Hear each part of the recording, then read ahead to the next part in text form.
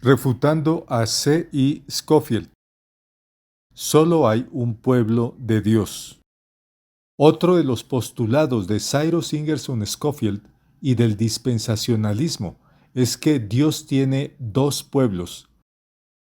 Todos los estudiantes del dispensacionalismo diferencian entre Israel y la Iglesia, y esto lo exponen en una avalancha de libros e incluso de películas.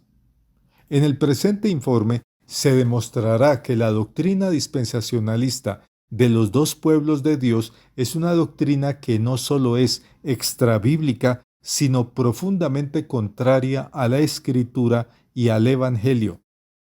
Hay que señalar que a lo largo de los presentes informes en los que se refuta bíblicamente la doctrina dispensacionalista, cualquiera de los puntos estudiados representa una refutación que destruye el fundamento dispensacional. El dispensacionalismo no puede sostenerse en pie después de demostrarse que las promesas dadas a Israel ya fueron cumplidas al pie de la letra.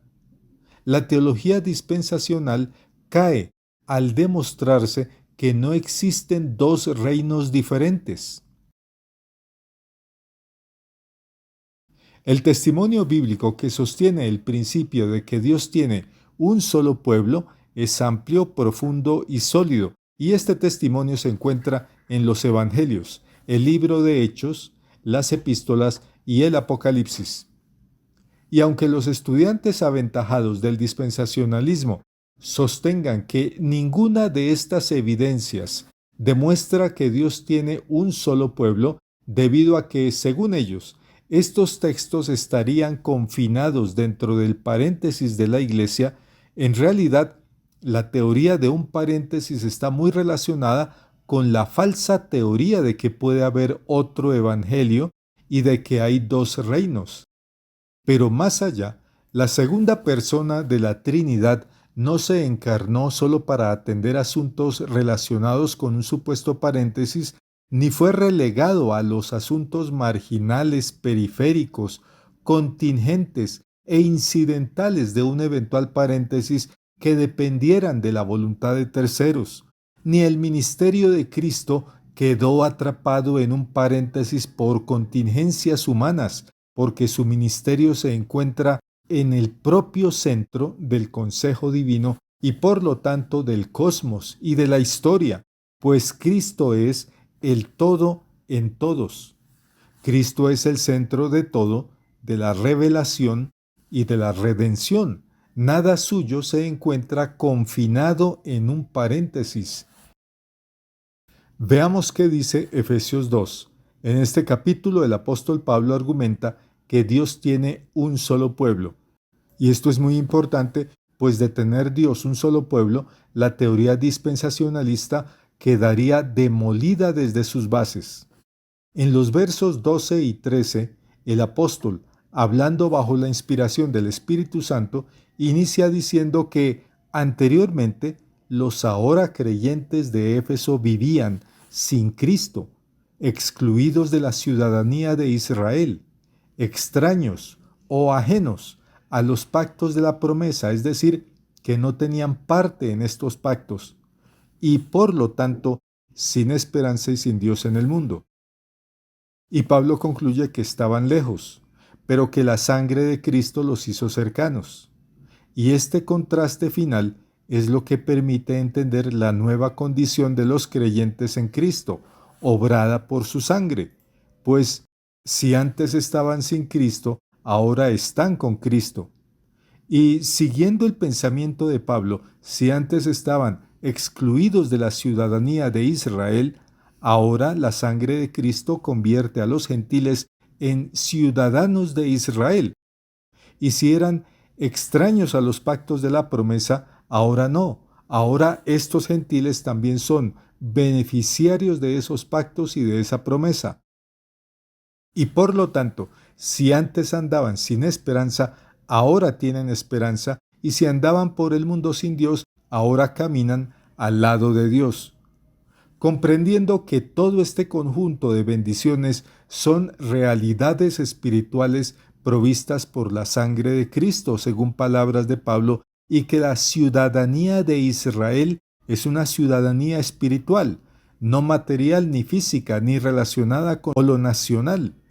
Y la promesa no es la promesa del territorio, sino la promesa del perdón, de la justificación y de la vida eterna. Y esto porque Pablo no está hablando en términos del antiguo pacto que ya caducó, sino del nuevo pacto que es eterno.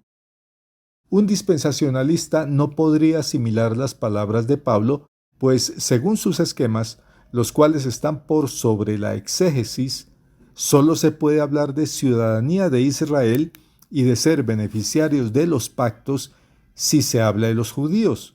Pero si se habla de estar con Cristo, esto corresponde a la iglesia. Pero el contexto es claro. Pablo le está hablando a gentiles creyentes. Pero veamos qué ocurre con los judíos de la carne cuando el apóstol Pablo los llama a la conversión. Un judío que no se ha convertido a Cristo y por lo tanto no ha recibido los beneficios de la sangre de Cristo está en la misma condición espiritual de un gentil que no se ha convertido. Y un judío que se ha convertido a Cristo está en la misma bienaventuranza de un gentil que se ha convertido. Nadie, por ser judío, llega al cielo sin entrar por la puerta que es Cristo, pues la Escritura es muy clara. La carne y la sangre no pueden heredar el reino de Dios. Y esto difícilmente lo pueden entender los dispensacionalistas. En cuanto a los judíos que son de la fe en Cristo, la Escritura dice que, aunque alguna vez recibieron un territorio llamado tierra prometida, los santos del Antiguo Testamento vivieron, dice la Escritura, como extranjeros y peregrinos sobre esa tierra, pues su expectativa realmente estaba en la patria celestial, no en el territorio físico. Los judíos que no son de la fe fueron beneficiarios de un pacto que los hacía dueños de un territorio, pero esto no los coloca automáticamente en una relación correcta con Dios. Ahora bien, los gentiles y judíos que son de la fe constituyen el único pueblo de Dios, sobre la base de promesas que son eternas y que están selladas con la sangre de Cristo. Y esto nos lleva al siguiente punto. En Efesios 2, 14 al 15, el apóstol Pablo dice, porque Él, refiriéndose a Cristo, es nuestra paz, que de ambos pueblos hizo uno, derribando la pared intermedia de separación, para crear en sí mismo de los dos un solo y nuevo hombre, haciendo la paz. Y presenta las siguientes imágenes: dos pueblos, judíos y gentiles, dos lugares. Se refiere a espacios del templo de Jerusalén separados por un muro llamado Selah, de aproximadamente 1,30 m de alto, que mantenía aislado al llamado atrio de los gentiles, de manera que éstos no podían acceder a las demás áreas pertenecientes al templo. En este punto hay que hacer una puntualización. Pablo está hablando de judíos y gentiles. No está contrastando al Israel nacional con la iglesia, como fácilmente pensarían los dispensacionalistas. Pablo está colocando frente a frente a los judíos de la fe con los gentiles de la fe. En el verso 18 dice, porque por medio de él, los unos y los otros tenemos entrada por un mismo espíritu al Padre. En el verso 19 dice, así que ya no sois extranjeros ni advenedizos, sino conciudadanos de los santos y miembros de la familia de Dios. Así que no hay dos programas, ni dos identidades separadas. En cuanto a los gentiles de la fe, Gálatas 3:29 dice, y si son de Cristo, entonces son descendientes de Abraham y herederos de las promesas que Dios le hizo. Y Cristo no mantiene los dos grupos separados, sino que los une en uno solo, y ese grupo humano resultante es la iglesia. En relación a los israelitas hay que discernir lo siguiente. Por un lado, la Escritura advierte en Romanos 9 que no todos los que descienden de Israel son israelitas, ni todos son verdaderos hijos de Abraham por ser sus descendientes. Esto significa que los hijos de Dios son solo los que son descendientes según la promesa, con lo que la Escritura establece muy claramente la distinción entre los israelitas según la carne y los israelitas según la promesa. Ahora bien, esto que le es dicho a los israelitas de la fe es exactamente lo mismo que es dicho a los gentiles de la fe. Ambos son hijos de la promesa, pues ambos son descendientes de Abraham por la fe y ambos son hijos de Dios, es decir, que ambos constituyen la iglesia. Efesios 2:19 dice, para crear en sí mismo de los dos un solo y nuevo hombre. Así que Dios tiene un solo pueblo y ese pueblo es la iglesia, compuesto por judíos y gentiles creyentes en Cristo. La barrera o muro llamado Soleg estaba acompañado de inscripciones en griego y latín advirtiendo que cualquier no judío que cruzara sería responsable de su propia muerte. Una de estas inscripciones fue descubierta por arqueólogos en Jerusalén en el siglo XIX que decía que ningún extranjero pase sobre el muro ni entre en el recinto en ninguna parte del templo. Cualquiera que sea atrapado será responsable de su propia muerte. Esto es casi con certeza lo que Pablo alude en Efesios 2:14, donde dice que Cristo derribó la pared intermedia de separación, un término técnico que puede referirse directamente al soleg físico, pero también simbólicamente a la ley mosaica como barrera de acceso a Dios para los gentiles. Lo interesante es que en el año 70 los ejércitos de Roma ingresaron a Jerusalén destruyendo la ciudad y el templo y todo lo que marcaba la separación de los judíos y no judíos. Ahora consideremos las palabras que salen de la boca de Jesús en el capítulo 10 de Juan. El verso 16 dice, también tengo otras ovejas que no son de este redil, aquellas también debo traer, y oirán mi voz, y habrá un rebaño y un pastor. La parte que más resalta de la escritura es, habrá un rebaño y un pastor, aunque no es difícil que para los dispensacionalistas la frase clave sea, no son de este redil. En el texto, la expresión este redil hace referencia a Israel. Esto quiere decir que hay otro redil y que es un redil gentil, y de los dos forma un único rebaño que es la iglesia, el cuerpo de Cristo, tal como enseña Pablo en la carta a los Efesios. Pablo, hablando bajo la inspiración del Espíritu Santo, dice que la ciudadanía de Israel forma parte de aquello provisto por la sangre de Cristo, y es claro que está hablando de una ciudadanía en sentido espiritual, no material, lo cual aplica a judíos y gentiles de la fe, como vimos, quienes conforman un solo pueblo. Pues bien, este es el mismo sentido en el que el apóstol Pablo habla en Romanos capítulos 9 al 11, donde dice que todo Israel, es decir, todos los que tienen la ciudadanía de Israel y los beneficios de la promesa espiritual dada a Israel serán salvos. Es decir, que todos los que son de la fe son salvos, que es lo mismo que Cristo expresa con la metáfora del único redil de ovejas. Este único redil representa a la iglesia que es el mismo Israel espiritual. Regresando a Efesios capítulo 2 en los versos 20 al 22, Pablo usa la imagen de un edificio. El verso 20 dice, edificado sobre el fundamento de los apóstoles y profetas, siendo la principal piedra del ángulo Jesucristo mismo.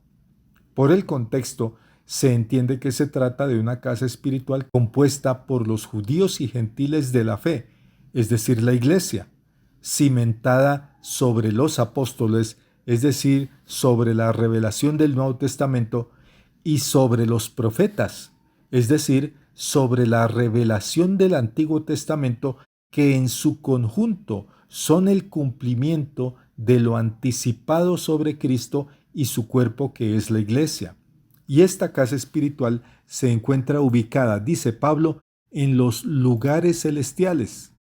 Si el Espíritu Santo se sirve de toda esta cantidad de figuras, es porque está siendo muy enfático, repitiendo y volviendo a presentar la verdad de que solo hay un pueblo, requiriendo que tengamos muy en claro esta verdad. Solo hay un lugar posible para el pueblo de Dios, los lugares celestiales. No hay dos lugares celestiales ni dos lugares de bienaventuranza. El propósito de Dios siempre ha sido uno solo. Dios no tiene dos programas, sino un solo plan de redención centrado en Cristo desde la eternidad. En Efesios 1:11 dice, en Él nos hizo herederos, según el propósito del que hace todas las cosas conforme al designio de su voluntad. Y todo esto en razón a que la condición espiritual de todos, judíos y gentiles sin Cristo, es la muerte espiritual, sin distinción. Judíos y gentiles estaban igualmente perdidos, y Jesús llama y bendice a unos y otros en un mismo pueblo, sin distinción. No hay dos pueblos, ni dos caminos, ni dos esperanzas. Hay solo un cuerpo, un solo espíritu, un solo Señor, una sola fe, un solo bautismo, un solo Dios y Padre de todos, como dice Efesios 4:4-6. Se acaba de concluir, por tanto, que Dios tiene un solo pueblo. Afirmar, después de estar frente a esta revelación divina, que Dios tiene dos pueblos, representa una rebelión contra Dios y contra su palabra. Si se siguiera la perspectiva y la mentalidad dispensacional, se tendría que hablar no de uno, sino de dos edificios, separados por una barrera que impide que formen una unidad. Por un lado, la casa de Israel, siendo irrelevante si esa casa es espiritual o material, y la casa de la iglesia, una compuesta por judíos y otra por gentiles, una con Jehová como piedra del ángulo y otra con Cristo en este papel, pero no identificándose con Jehová, sino conformando dos realidades separadas, una fundamentada en los profetas y otra en los apóstoles, una en los lugares celestiales y otra en lugares muy terrenales.